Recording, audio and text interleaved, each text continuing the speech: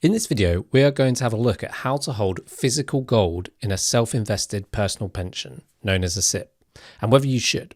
But just quickly, before we do, I'm Carl, and I'm a regulated practicing independent financial advisor. What I cover in this video today is not advice, but information for you to think about and do further research on. Investment returns go down as well as up, and you might not get back all of your original investment. Gold has been on a tear. Over the last 12 months, it has repeatedly set fresh records, pushing above $4,000 an ounce in early October 2025, propelled by expectations of US rate cuts, persistent geopolitical tensions, and a powerful wave of official sector buying and ETF inflows. Those drivers matter because lower real rates reduce gold's opportunity costs. Central banks have now clocked a rare multi-year stretch of over 1,000-ton annual purchases, and investor demand via exchange-traded products has swung back to strong net inflows in 2025. So why the enduring fascination? Gold's reputation as a store of value rests on scarcity, deep global liquidity, and its tendency to diversify portfolios during currency stress, inflation spikes, or market drawdowns. That's why central banks keep adding to reserves and why private investors often reach for the metal when uncertainty rises. Now, when UK savers look to add gold to a pension, the default menu rarely includes bars in a vault. Mainstream workplace pensions typically give exposure via funds, often mining equity funds, or with many traditional SIPPs, via exchange-traded commodities, otherwise known as ETCs or ETFs, that aim to track spot gold. Now, for example, the iShares Physical Gold ETC can be held in a SIPP, providing price exposure through vaulted bullion backing. The financial regulator's standard assets framework for SIPPs also explicitly recognises exchange-traded commodities and physical gold bullion as permissible holdings, subject to a provider's own policy. But beware, linked to gold isn't the same as owning it. Gold mining funds behave like equities. They're sensitive to cost inflation, geology, and management decisions, so they can diverge materially from spot prices. ETCs reduce that business risk link, but they are debt securities issued by a vehicle and secured against bullion at a custodian. Investors have limited recourse to the underlying collateral if something goes wrong. In other words, there is still issuer and custody risk to consider, even when bars are allocated. A further nuance is how gold is held. In the London market, allocated metal gives you title to specific bars, while unallocated metal leaves you with a claim on a pool and a credit exposure to the institution.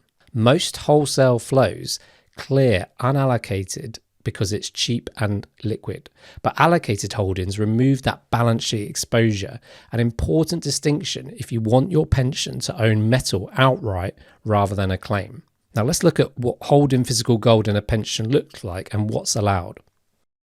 Now, if you want actual bars within your pension, you need a SIPP or a SAS that is set up to hold physical bullion. The financial regulator added physical gold bullion to the SIPP standard asset list in 2014, and specialist providers have long facilitated such holdings.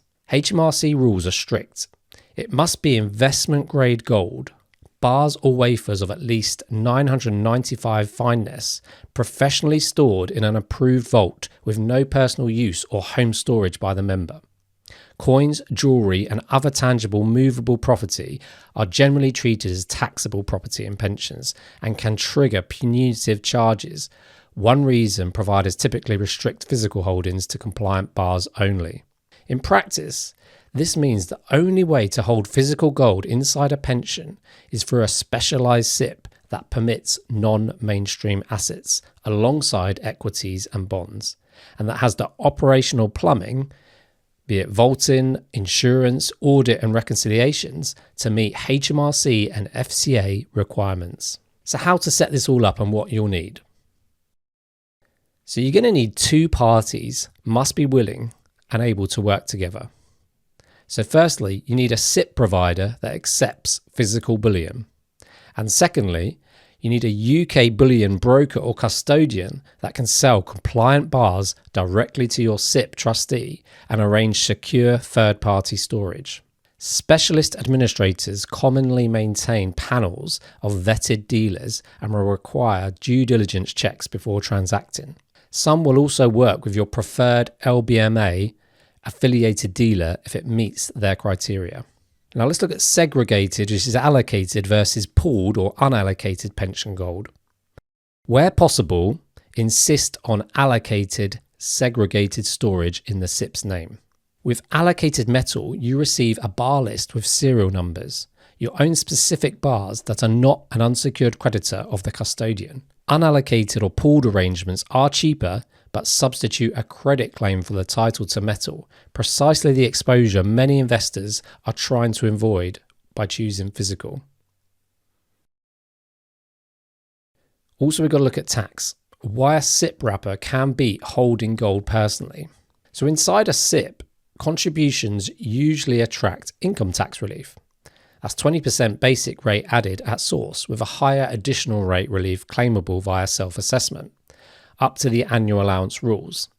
Investments then grow free of UK income tax and capital gains. On withdrawal, you can normally take 25% tax-free, subject to current limits, with the balance taxed as income at your marginal rate. So planning matters here to avoid emergency code over deductions in year one.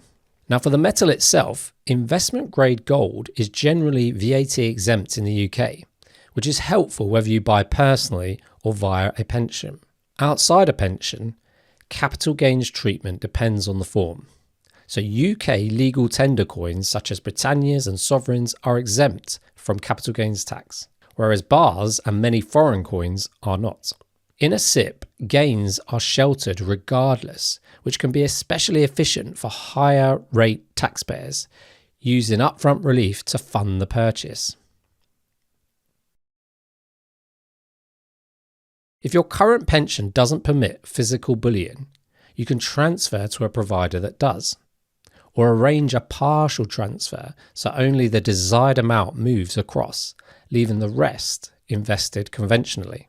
Now, providers publish transfer guidelines and can accept crystallised or uncrystallised funds, but always check exit fees, market value reductions, and any safeguarded benefits before you move. Most crucially, if you are transferring from a defined benefit, otherwise known as final salary scheme, or giving up guarantees, the FCA expects you to take regulated advice and to understand the risks of swapping guaranteed income for investment-based benefits.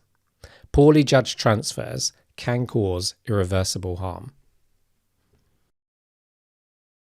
So let's put this all together. If you simply want gold exposure inside a typical SIPP, a low-cost physical gold ETC is usually the most straightforward route. Just recognise the structural risks in exchange for convenience and liquidity.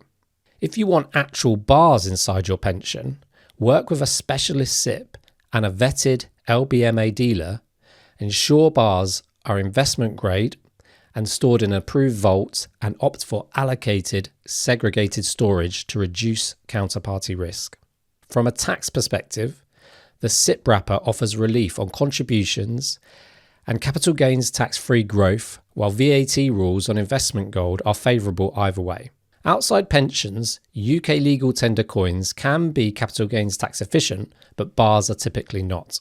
Holding physical gold in a pension can be a sensible diversifier, particularly after a year in which macro risks and central bank demand have dominated the tape. But it's not set and forget.